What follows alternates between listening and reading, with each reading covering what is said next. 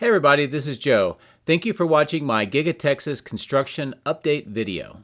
It was a gorgeous morning out at Giga Texas, and both visually and to fly the drone. So I'd like to show you a couple of key areas around the site that we'll see in the video, and you'll see a lot of cleaning up from all the recent rains. And then we'll do an on this day 3 month ago look back so you can compare progress in just 3 months. Beginning the drone flight today, we start in the far southwest corner where the intersection to Highway 973 has been created, and then the road that trails over towards the main factory. We see the foundation and the aftermath of the rain on the west side, and we also see those hills and some of the ponds. So we'll start off on the general assembly structure. Photo 1 shows the west side where they're getting ready to install the last remaining large glass panes in that area you see. Photo 2 shows that the amount of Tesla employees is growing on the site based about the number of vehicles that you see. And number 3 shows a look into the south end of the structure. Down at the south end, where they're doing a lot of the work on the pond and water management system construction, we see a lot of the aftermath of the heavy rains.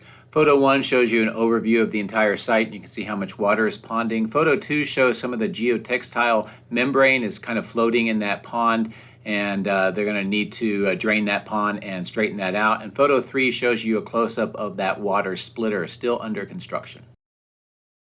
We've been following the extension of the window line on the east side, and now that it's wrapped onto the angled portion of the stamping machine structure, we see the continued work. Now it's about halfway on that angled side, and I believe it will continue onto the south side and then connect to the general assembly structure once those walls are installed.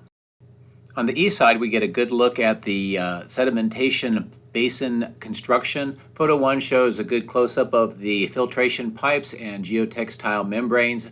Photo 2 shows the same thing, but also with some concrete structures on the north side to help divert the water. And number 3 is the outfall channel that drains the water away to the south and through that clearing area.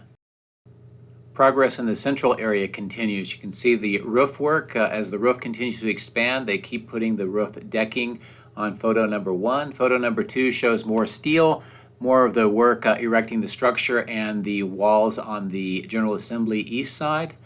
Number 3 shows more of that steel that's arriving, plus the work on those trusses. And then photo 4 shows some new wall panels. These are sort of that tan color being put on the General Assembly structure as well. Up at the casting structure in the northeast, mainly the work is on the roofing, and you can see here photo 1 kind of a high level shot, photo 2 a little bit closer in, that they're actively putting that insulation and the waterproof linings.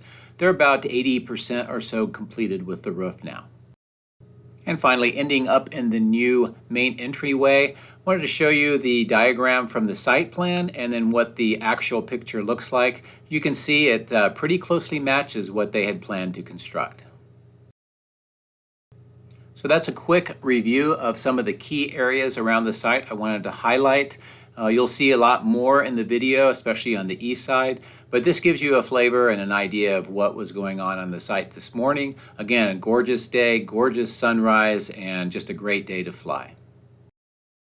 For today's video, we look back 3 months ago to see how Giga Texas appeared at that time so we can gauge the progress. This is from the 6th of August. Take a look at my video then if you want to see everything that was going on.